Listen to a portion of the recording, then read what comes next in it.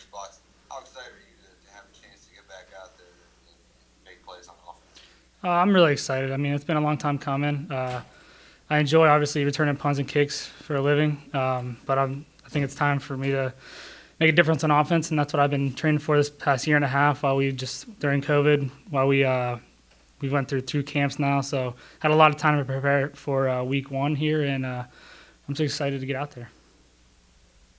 That said, how excited are you just to kind of, you've already got some, career marks, under your belt on the special teams side of the ball, but you're just a few away from kind of being at the top of that list and a few other categories too. How excited are you just from a special team standpoint to kind of know that when it's all said and done, your name's going to be at the top of a few lists there at Youngstown State?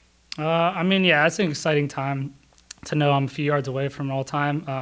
It's definitely in the back of my head, but I can't let that get to my head too much because, I mean, got obviously more to focus on now on offense and stuff. But it's gonna when it's all said and done, it's gonna be something that I'm very proud to look back at YSU. So.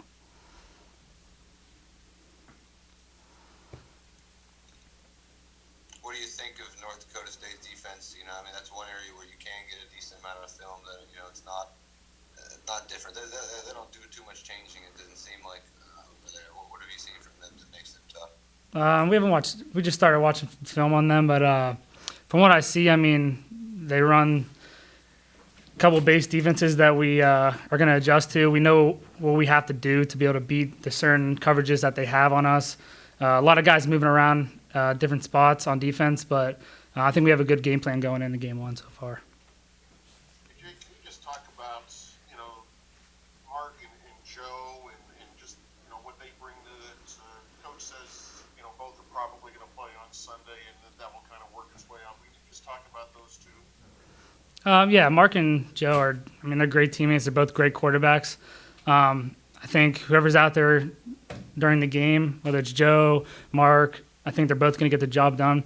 There's no, bad beef between anyone. I mean, I know that can happen when you're competing for jobs and stuff in the past, but they both support each other, and they're both doing a great job, so I'm excited to see what they can do come game 1. Does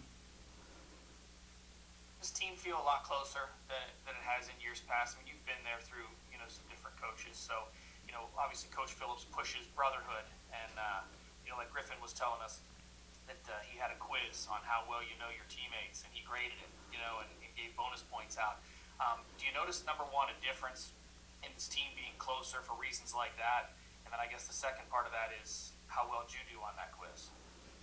Yeah, so the other day we did a quiz. It was a unit quiz, so all the receivers, DBs, they all got together, and it was a list of everyone on the team. We had to write down where they're from, where they went to high school, and what their word was. Everyone has a word on what they represents them. So I think this coaching staff is very big on getting to know your players, getting to know your teammates and the players, the guys lining up next to you, because when things start going wild on the field, you got to be able to look to your right and to your left and know that that guy has my back. So I think this coaching staff does a very good job with making sure that we know who we're playing with on the field.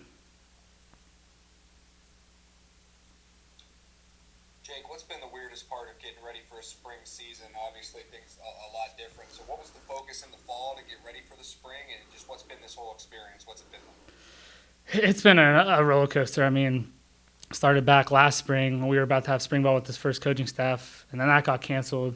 We were all home. We had to do meetings on Zoom. We were lined up in formations on Zoom. It was just weird. And then we went out to the summer, getting excited for the fall. Then the fall gets canceled last minute. It was like, when are we ever going to be able to play with this coaching staff? And then here we are, 5 days away from game 1. It's different, for sure. It's a different feeling. It's 5 degrees outside, but I think we have adjusted to it well. And I think we're just excited to finally go against someone different than our offense and our defense. So. Can not playing in the fall and with the new coaching staff, so you guys haven't played for 15 months, but can that kind of help you guys, with the new staff and, new coordinators and basically all that? Yeah, I mean, I think we've had a lot of time with the new coaching staff. Last year when they came in January, it would have been kind of a quick transition, to get all the new offense in, a new playbook, new defensive playbook. So this kind of time and COVID kind of helped us to our advantage. So we got to experience more and get more reps at this new playbook. So I think it kind of benefits us in the long run. feel that the pregame nerves are even heightened now, or are you just so ready to play that it doesn't even matter anymore? Yeah, I was actually just telling myself that last night. I was like, I'm kind of honestly getting kind of nervous. I haven't played a game in a year and a half, but it's all good nerves, you know. I mean, this is the stuff you live for, and we kind of took a pause there, but we're really, really excited and eager to get back on the field. I can tell you that. Is there much to get guys prepared for, playing in their first game? A lot of these guys are young. I think there's, I don't know how many freshmen, but there's quite a few redshirt freshmen stepping in for the first time. You've been in a lot of these games over the years. Is there much you can do as a teammate to help them get prepared for what they're about to go up against? I mean, honestly, just practice is the only way we could do it. I mean, you could talk about, playing the Fargo Dome's hard, it's loud. I mean, they're going to have half the stadium there, and I'm sure they'll sell out many tickets as they can, but that's stuff you can't really prepare for. We play music during practice, crowd noise, that stuff you just kind of, you'll adapt to it, but there's only so much you can kind of help the younger guys out with, but they'll be ready.